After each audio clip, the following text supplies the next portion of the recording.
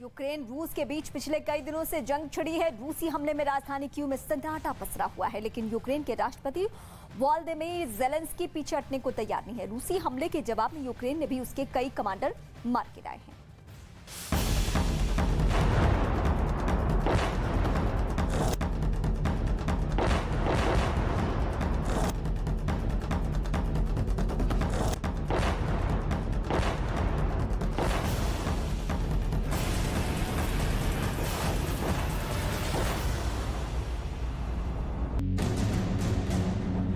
इस युद्ध के बीच यूक्रेन की राजधानी कीव की स्काईलाइन और यहां पसरी खामोशी बहुत डराने वाली है।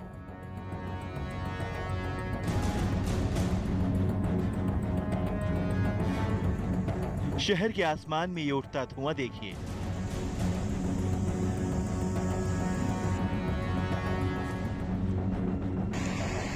रिहायशी इमारतों पर बमबारी, जलते हुए फ्लैट्स। एक देश को कुचलने के लिए ये ऐसे हमलों की तस्वीरें जिसे देखकर सरकारें घबरा जाएंगी, घुटने के बल बैठ जाएंगी।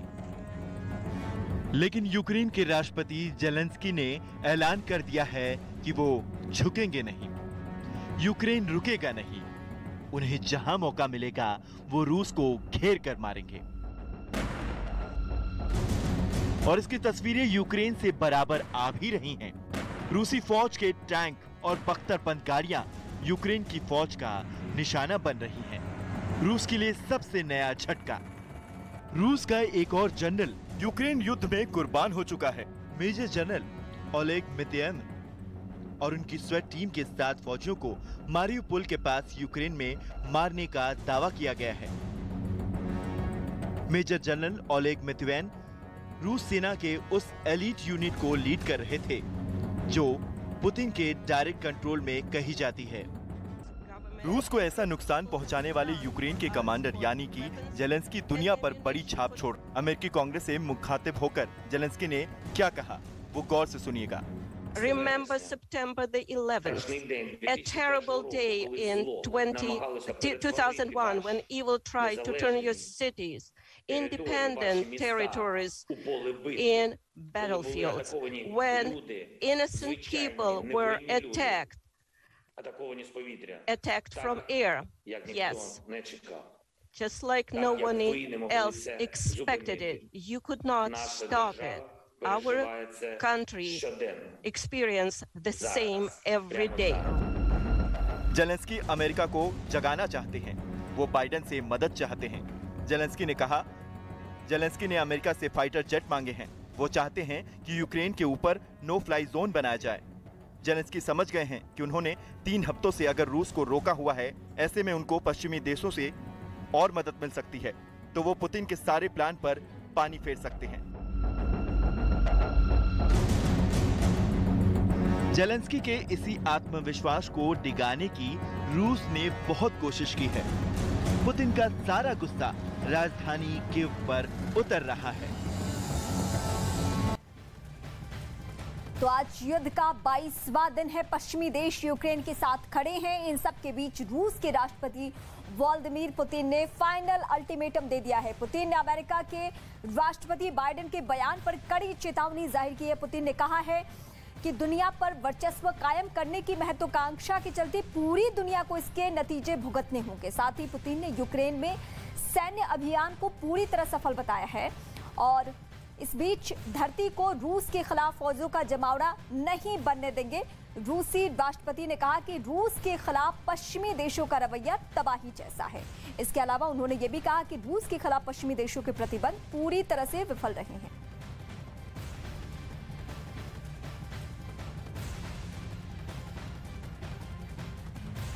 तो पश्चिमी देशों को चेतावनी और उसके साथ साथ दुनिया को भी ये संकेत कि दुनिया को इसके परिणाम भुगतने होंगे।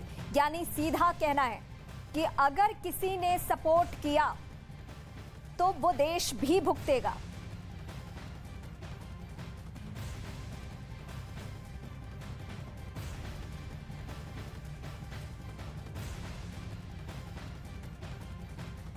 तो पूरी दुनिया को इसके परिणाम भुगतने होंगे, ये कहना है पुतिन का पश्चिमी देशों का रवैया तबाही जैसा है।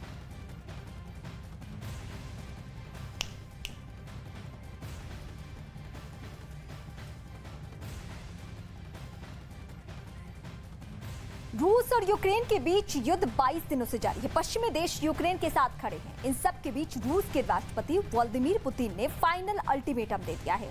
और उनका अल्टीमेटम क्या है? राष्ट्रपति जो बाइडेन को लेकर है।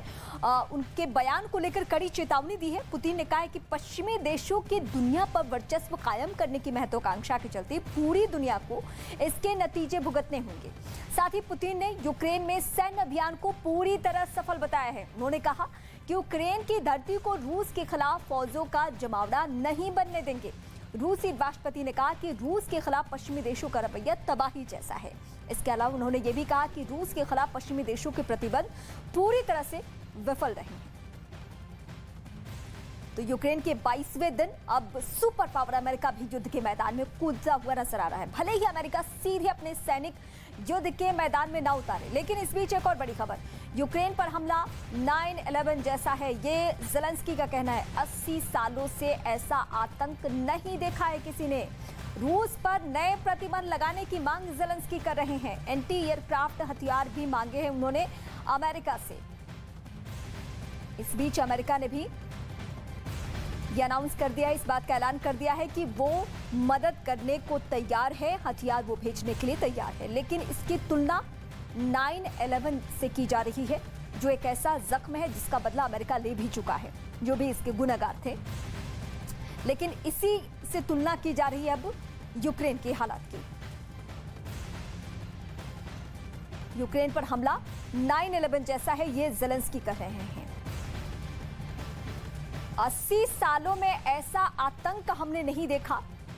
जो आतंक बरपाया गया है कहां पे? यूक्रेन में। Пані та панове, друзі, американці, в своїй величній історії ви маєте сторінки, які дозволяють вам зрозуміти українців, зрозуміти нас зараз, коли це потрібно, саме зараз потрібно найбільше. अब आपको बताते हैं कि ज़ेलेंस्की ने क्या कहा है। ज़ेलेंस्की ने यूक्रेन पर हमले को 9/11 जैसा बताया। ज़ेलेंस्की ने कहा कि 80 सालों में ऐसा आतंक हमने देखा नहीं। उन्होंने रूस पर नए प्रतिबंध लगाने की भी दुनिया से मांग की है। साथ ही एयरक्राफ्ट, एंटी एयरक्राफ्ट हथियार भी मांगे हैं ताकि उन्हें युद्ध में मदद मिल सके।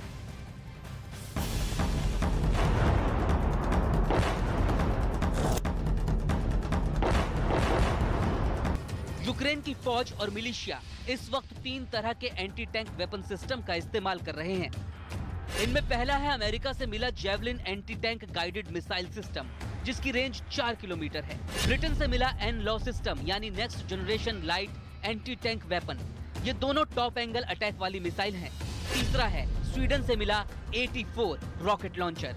इसका इस्तेमाल अमेरिकी सेना ने अफगानिस्तान में भी किया था। В ходе боя с украинскими националистами, военнослужащими вооруженных сил Российской Федерации, было захвачено большое количество вооружения западного производства. Среди них противотанковые ракетные комплексы «Джавелин», ручные противотанковые гранатометы, переносные зенитно-ракетные комплексы. Все оружие будет передано представителям Луганской и Донецкой народных республик. यूक्रेन के पास जो एंटी टैंक मिसाइल हैं, इन्होंने रूस की बख्तर वाली ताकत को उधेड़ कर रख दिया है। चाहे T-70 हो, T-80 या फिर T-90 टैंक। ये एंटी टैंक हथियार रूसी सेना की हर गाड़ी पर भारी पड़ रहे हैं। रूसी टैंक पावर की बैकबोन कहे जाने वाले ये तीनों टैंक और BMP जैसी कई बख्तरबंद गाड़ियां इस युद्ध में खिलौनों की तरह तबाह की गई हैं। ऐसे ही हमलों और मिसाइलों को देखकर रूस की फौज कई जगह अपने टैंक और बख्तरबंद गाड़ियां छोड़कर भाग गई है। Він великий, але його складно оцінити, коли ви не у нас і не розумієте до кінця, просто не знаєте. І тут немає ніяких до вас питань. Просто обсяг, який ви нам даєте на тиждень, ми використовуємо за 20 годин. Граждане России, любой из вас, кто имеет доступ к правдивой информации, уже мог осознать, чем закончится эта война для вашей страны.